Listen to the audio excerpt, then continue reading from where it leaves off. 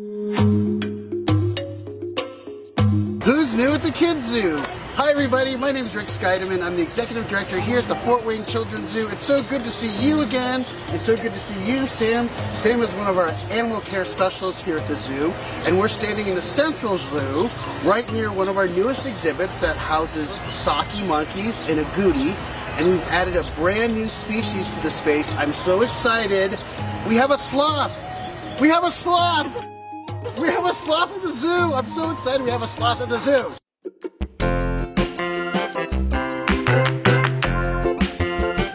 Alright, I'll calm down a little bit. I'm really excited about the sloth, and I know a lot of guests are excited about the sloth. So tell us about Benedict the sloth.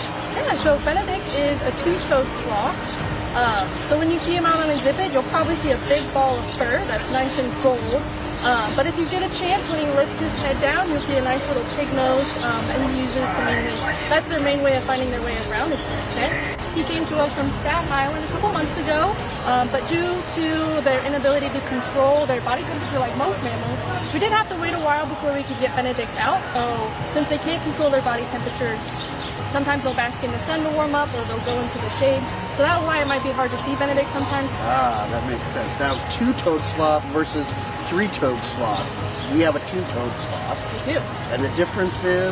So two-toed and three-toed sloths are actually in completely different families. So they are related, but there are some major genetic differences and physical differences. So two-toed sloths actually still have three toes, but they have 2 fingers.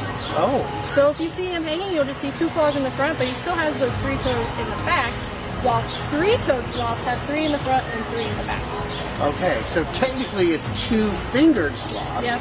but we don't call them that. Right. It's all coming together. So our exhibit's pretty unique in that it is a really mixed species exhibit and highlights different levels of the rainforest. So on the ground we have our goody, where there's lots of bushes and mulch for him to hide his food. And in the middle we have the mid canopy where our sakis hang out, so there's thick perches that are spread out for them to jump around. And then we really had to make adjustments to the top of our exhibit, because that's where sloths like to be, is in the top of the canopy. So if you look in our exhibit, we have lots of vines where we kind of created a highway for Benedict, so he can easily get around the entire exhibit. We also added more hammocks, so he has places to rest. And we strategically place them in places in the shade and the heat, so he can move around. All right, so let's talk a little bit about the bathroom thing. I hear there's something unique about sloths going to the bathroom. What is it? So they only go to the bathroom about once a week. So that's usually the only time you're going to see them on the ground as well, is when they're going to the restroom. And it is noticeable. You can smell it and you find it pretty quickly. But you can also tell the longer he goes in between going to the bathroom, his belly tends to get a little bit bigger and bigger throughout the day. All right. And it's your job to take care of that business. It sure is. I take a lot of pride in it. That's awesome. We love it. Well, thank you, Sam, so much for telling us about Benedict, the two-toed sloth.